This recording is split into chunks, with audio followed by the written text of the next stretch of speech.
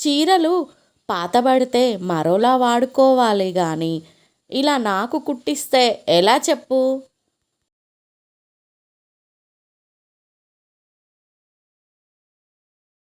నోరు మూసుకొనే ఉంటారు కదా మీరు.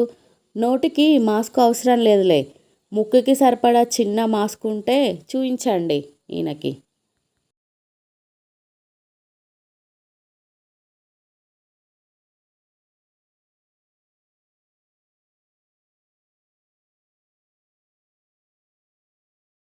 మీ అబ్బాయికి అమ్మాయికి ఏమైనా పెళ్లి సంబంధాలు చూస్తున్నారా వదినా?